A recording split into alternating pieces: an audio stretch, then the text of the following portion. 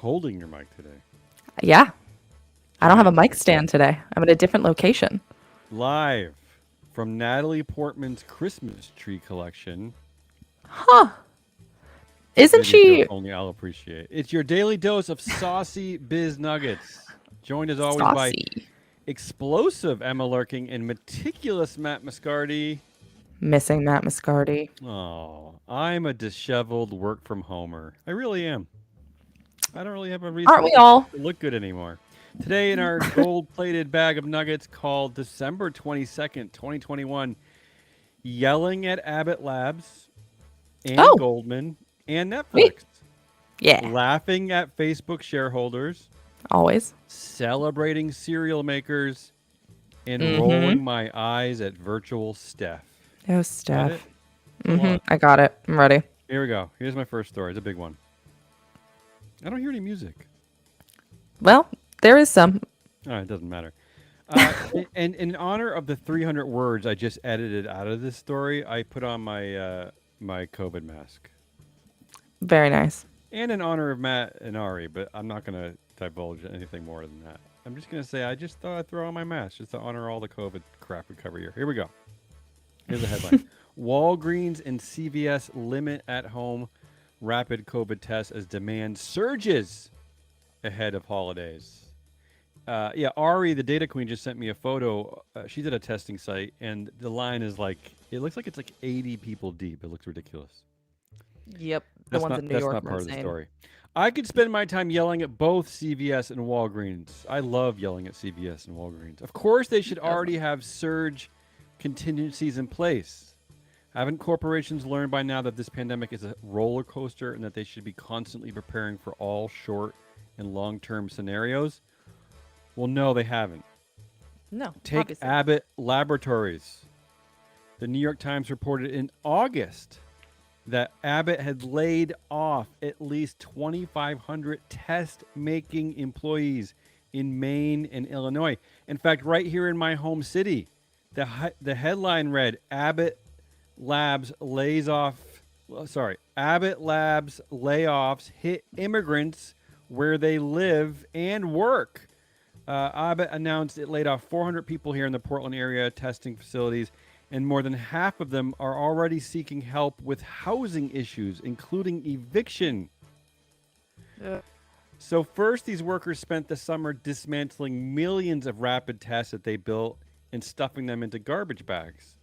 Then, Abbott Labs site manager Andy Wilkinson announced the layoffs, saying, "The numbers are going down," he told the workers of the demand for God. testing, saying it wasn't their fault. This is all about money. Yep, that's the quote. This is from the New York Times. Abbott executives know a thing or two about money. Former CEO Miles White and current CEO Robert Ford made a combined $40 million in 2020.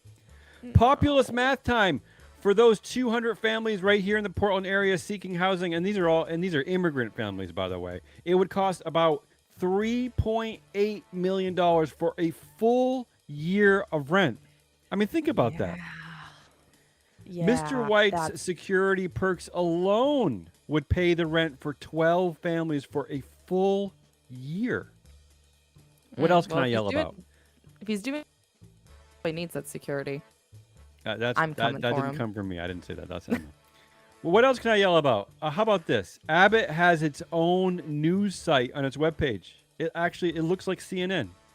It actually looks better, really, honestly. It's got top stories. It's got everything. They even have a press release as part of their media room. That's another part of their website. There's news everywhere at Abbott Labs. You know what they don't have? Any reporting about layoffs and dismantling test kits. Nothing. Not one? No. I did see that the new CEO, who was in charge of this test kit nonsense, consolidated his power 2 weeks ago by also becoming board chair. And why is that important exactly? Because Abbott Labs is essentially controlled by the Chicagoland business mafia. I'm not kidding. We have the data to prove it right here at Free Float Media. While I suppose it's good that Godfather Miles White is retiring, New CEO Robert Ford is essentially the Godfather's nephew, having been groomed at Abbott Labs for several decades. And why does that matter exactly? Because there is zero counterbalance to his power. As of the company's most recent proxy, all 5 Abbott committees are chaired and controlled by the Chicagoland business mafia, a group so tight that they probably could just share the same Lincoln Town car as they go to their Economic Club of Chicago potlucks, Northwestern University trustee meetings, and Commercial Club of Chicago bingo nights. Again, no joke. And there are several more. I meticulously detailed all of the different Chicago area clubs that they're all a part of. It's a long list, Emma. These are like best friends. This is the counterbalance against the CEO of Abbott Labs. That's all I have. Emma, it's your turn to yell at somebody. I will take up that mantle happily. Goldman sticks with arbitration for sexual harassment claims. You, as was I.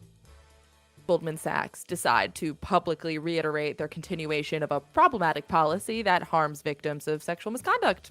Seems like a bad PR move, but it's actually This announcement is a result of a shareholder proposal to study the impact of forced arbitration. The proposal was originally defeated, actually, but the margin was so slim that the Goldman executives decided to take the measure anyway. Which sounds good. Give it a second. But they shouldn't have bothered if the only change they were going to make based on their bullshit findings is that they will allow, and I quote, some workers to waive the confidentiality of decisions. That's right, Goldman. Give yourselves a nice little pat on the back for so benevolently. Benevolent. Oh my God, I can't speak. Don't even bother. Benevolent. Nope. All right, never mind. That's a word I won't say. Giving some employees the option of holding their harasser accountable for their disgusting actions. If you care about money and protecting predators more than keeping your employees safe, just say it with your chest and stop wasting my damn time. Some workers? I don't understand that. Some, yes. No specification on who some is. Okay. Here's one. Meta investors are sick of the scandals and want more oversight. Really? After a year of stunning and damning revelations, Meta, formerly Facebook, is facing calls from investors to allow an independent assessment of the company's audit and risk oversight committee. They want a proposal at the company's next meeting calling for an independent assessment of the committee's capacities and performance in overseeing company risks to public safety and the public interest. Facebook's official response was, ha ha ha ha ha ha ha ha ha. I can keep doing that, Emma. Do you want me to keep going? Tara, no, please don't. I'm terrified. But just so we're clear on that story, they want an audit of the risk of the audit and risk oversight committee. Doing nothing. They're basically saying, how come they're not doing anything? Let's figure it out together. But they're asking too much. They're asking one dropout from Harvard University to decide to do this. Yeah. All right. Here's the headline. Why Netflix pays co-CEOs Hastings and Sarandos over $35 million each. So, if you are a gazillionaire, this is me calling all gazillionaires, and you need someone to defend your outrageous compensation package, you might prefer the former president of NBC Studios and the author of seems to feel very passionately about the value of Netflix's co-CEOs. Oh. He quite literally lists all of their unique and very rare attributes, including but not limited to taking big trusting their gut. I might be overreaching here, but here's my counter explanation. They're overpaid. They're just overpaid. And a hush falls over the crowd. Look, I love Netflix, but they're not exempt from my there's no fucking reason you should be paid that fucking much philosophy. But our guy Tom clearly disagrees with me, and I have to respect that. Or do I? Because it would seem that Tom hosted a masterclass with one Ted Sarandos in 2016. So maybe there's a personal connection there? No. It couldn't be. Journalism is always so ethical and unbiased. Is this an op-ed or is this like actual reporting? If it is an op-ed, they do not make it very prominent. Tom, you should come over. I get lonely out here in my work from home shit, and really, I want you to explain to me why these two chuckleheads are worth that much money They take big for swings and they for go high TV and low. shows. Look, Yeah. I think it's time to TV shows to they move don't make. Netflix, but we should move Netflix into like a. It's not media. It's like drugs, right? It's a 100% it's drugs. right because I'm it's a form addicted. of yeah, but I don't even mean it in I can also mean it in a good way too. Like it's helping people cope. I mean, that's kind of what people use passive entertainment for, right? To forget about their own problems. Yep. So And maybe we should be comparing their their credit- salaries to other drug company salaries, and then we'll see if they're making too much. But in any case, I just feel sad about that. All right, channel your sadness TV into another shows. headline. And finally, my last story of the day. This one's for you, Matt, who have abandoned us repeatedly. Maybe you're never coming back. Although he does spend a lot of time making fun of the creative department, so maybe we don't want him back. This one's for bye, him. Matt. Here's the headline: Steph Curry sells $333 NFT sneakers you can wear in different metaverses. How about none of the metaverses? NBA player and recent crypto convert Steph Curry, I don't even know what that means, crypto convert, released a collection of 2,974 non-fungible tokens featuring digital replicas of the shoes he wore when he broke the three-point scoring record this month, allowing owners to show them off across 3 different Ethereum-based metaverse platforms: Eric Shiremeyer's Gala Games, Animoco Brands The Sandbox, and Decentraland. I mean, Do yeah. a whole other segment on these. If these aren't 100% controlled and run by like white dudes, then I will give you my entire bank account, which isn't that much, but still, like this just sounds ridiculous to me. Well, okay, here's the thing. While Steph's website, I'm gonna make fun of Steph now. While Steph's website purports, and this is all true, this is all from his website. They purport, quote, that 100% net revenue is to be donated to organizations that support access to sport. Okay? I mean, I'm not even I don't even want to get into it too much because that's not exactly a charity I feel that passionate about, access to sport. But anyway, they say 100% net revenue to be donated. And I shit you not, this is what the fine print says right below that 100% net revenue. I'm not making any of this up.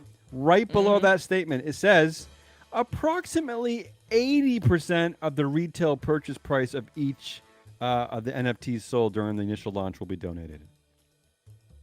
Okay. Fine. Yeah, okay. I'll channel Matt and I'll just say quite plainly, we're all fucked. Yeah. That's all I'm going to say. I Because would it is agree. like layer upon layer upon layer being fucked in the story. Like to borrow from your previous story, Emma, we have a a guy who plays basketball making probably Ted Sarandos money, selling More than Ted Sarandos, for fake shoes for fake world. They are not fake shoes. They are meta purporting- shoes, Damien. purporting to give money to charity. Blah blah blah. I don't know what's going on. Let's Emma, let's end with something good. You have anything good? I actually do, as a matter of Good, fact. thank you. Here's the headline. Kellogg's cereal workers approve agreement Yes. ending standoff. Love it. I just, please, for me, take a moment to savor this bona fide, unassailable piece I of love good it. news. How did Santa know that this is exactly what Business Pants wanted for Christmas? Sorry, Exactly. Damien, Hanukkah's over. Your No, time has no, passed. I'm a bit of a hybrid. Yeah, oh, all right, fine. We'll Yep. talk Married, about that later. Married to a shiksa.